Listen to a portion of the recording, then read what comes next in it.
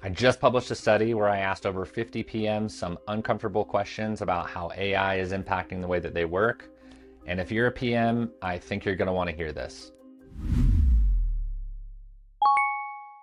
So, I initially started this research thinking I'd learn about all the cool new tools that PMs are leveraging for big productivity gains. And what I actually discovered was something that's way more intense. I asked everybody to imagine this scenario. It's 2027 when AI can analyze user data, write product requirements, and even communicate with stakeholders. What's your job then? And a Microsoft PM's response just totally stopped me cold. To quote her, she said, "I honestly don't know what my job is then." She went on to say, "I don't have a response because it's something that totally concerns me." So think about this for a second. This is somebody at Microsoft, literally one of the most advanced AI companies on the planet, and she has no idea what she'll be doing in 3 years. My big discovery from this research is that PMs everywhere, from big companies to small, are in the midst of a full-blown identity crisis. And when I looked at the broader data, I realized that we're documenting something that's happening everywhere, but nobody's talking about it honestly. So let me walk you through what's actually happening to PM jobs right now. And towards the end, I'll tell you what you should be doing in order to stay relevant and employed. Okay, so the first thing that threw me for a bit of a loop. AI isn't just making PMs more efficient, it's literally freeing them from all the grunt work they never wanted to do in the first place. That's a good thing, right? Well, that Microsoft PM I mentioned told me that her actual job title changed from technical program manager to product manager. Not because she got a promotion, but because she's no longer spending her days tracking deliverables in Azure. Now she's doing the real strategy work, feature planning, the stuff that she actually went to school for, which is awesome. And when I looked at Product School's latest research, they're documenting the exact same shift. PMs are moving from just keeping users happy to actually driving revenue growth. And it's like this massive professional upgrade is happening across the industry. But unfortunately, it's not all sunshine and roses. Multiple PMs told me that their PM teams at their companies are being reduced while engineering isn't. So, yeah, I mean, we're talking about liberation, but companies are using that liberation to cut headcount. All right, so let's address the thing everybody's talking about, but nobody wants to say out loud. While all the industry reports are celebrating AI productivity gains, companies are quietly doing the math on how many PMs they actually need. Here's the most concrete example that I got. A PM at a 50 million ARR company told me engineers used to come to him and say, "Hey, can you mark this bug for the shiproom review?" Now, this is the type of work that every PM hates, but the fact is that until recently, it was a very real part of the job. So he'd do it, literally just clicking one field in a system takes maybe 30 seconds, right? That conversation doesn't happen anymore because AI handles it automatically. But now you multiply that across hundreds of these tiny interactions every week, and suddenly you're looking at entire chunks of PM work just disappearing. And this actually lines up with what Lenny Rachitsky of Lenny's newsletter found in his job market analysis that he put out recently. The whole PM landscape is shifting under our feet right now. The writing's on the wall. Like, adapt quickly or get optimized out of existence, I guess. Now, here's something that's actually cool. I kept asking PMs, tell me about a time when AI gave you a recommendation that felt wrong. And guess what I found? Every single time there's a conflict, the human overruled the AI 100% of the time. A PM at LinkedIn told me that AI recommended slashing prices to boost premium subscriptions. The data, I guess, looked solid, was bulletproof, but she killed the idea because she knew that it was going to screw over their field sales team. And that's just something that the AI had no clue about. And this actually makes perfect sense when you dig into McKinsey's research. They're documenting these massive 30 to 45% productivity gains from AI, but they also note that AI struggles with organizational context. And that's exactly what I'm seeing. PMs aren't just crunching numbers, they're navigating office politics, cultural dynamics, competing priorities. It turns out that messy human stuff is where PMs still have a massive advantage. So as AI continues to get scary good at the analytical stuff, PMs are going all in on the most human part of their job. And I'm calling this building an empathy fortress. One PM that I talked to put it perfectly.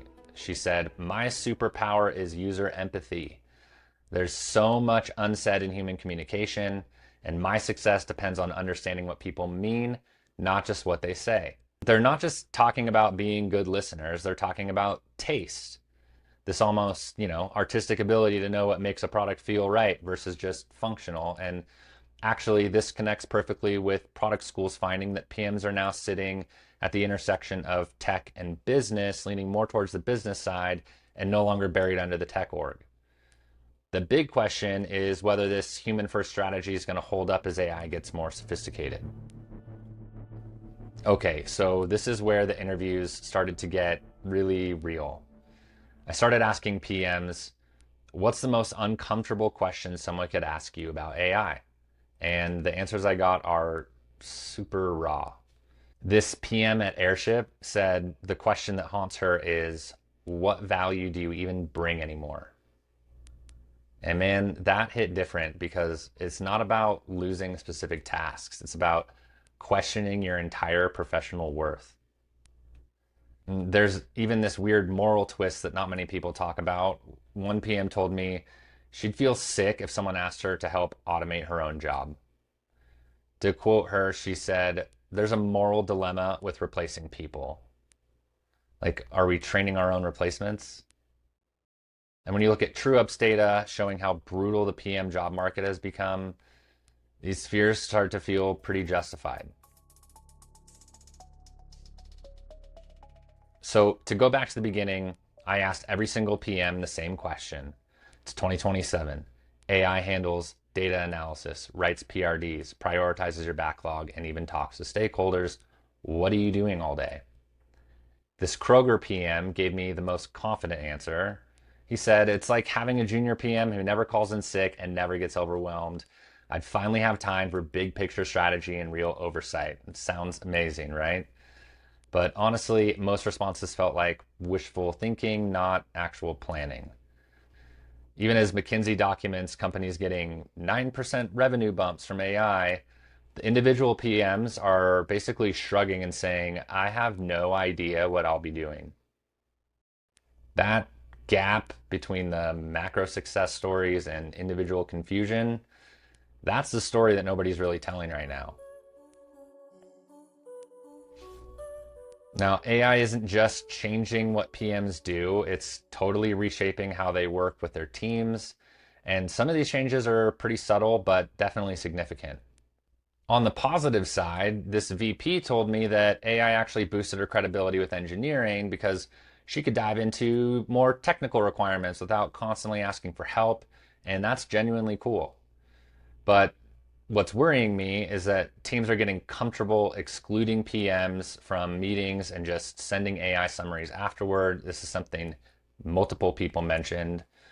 One PM told me that engineers and designers used to be nervous about making decisions without product input, but now they're fine with it.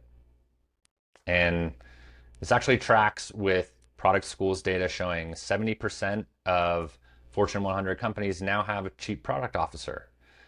The role is getting elevated at the executive level while individual PMs might be getting squeezed out of day-to-day decisions. All right, so after talking to all these PMs, I found some very clear patterns, and there are definitely winners and losers emerging from this transformation. The PMs that are thriving are becoming what I like to call AI orchestrators. They essentially let AI handle a bunch of the research, all the grunt work, but they keep human control over all of the actual decisions. They're not trying to outcompute the computer. They're, learning to dance with it. And the ones that are still struggling are stuck in tactical mode. They're trying to compete with AI on speed and data processing. And frankly, that's a losing battle and it's painful to watch. So here's the insight that nobody else really seems to be sharing. Your success as a PM is not about getting better at using AI. It's about getting better at knowing when to not use AI. The smartest PMs that I talk to have developed this instinct for when human judgment trumps algorithmic recommendations, which sounds easy, but it's not. That's the skill that they don't teach in any boot camp, but it might be the most important one for your survival. All right, so all the industry reports focus on AI adoption rates and productivity metrics, and they're not wrong about the benefits, but they're completely missing the human story, the anxiety, the identity crisis, the daily reality of watching your profession transform in real time and not knowing what to do about it. Now, what I discovered is that product management is not dying, but it is being reborn. And that rebirth is messy, it's uncertain, and honestly, it's pretty terrifying for a lot of really smart people who built their careers on skills that are being rapidly automated in front of their eyes. In my opinion, the PMs who survive this transition will end up being more strategic, more relationship focused, and ultimately more valuable than they've ever been. But they'll also have to accept that half of what they used to do can now be handled by algorithms. So here's what I want to know. Are you seeing this transformation at your company? And how are you personally adapting? Drop a comment, let me know. I'm genuinely interested in hearing your story and your experience with this shift. Thank you so much for watching, and until next time, keep your head up.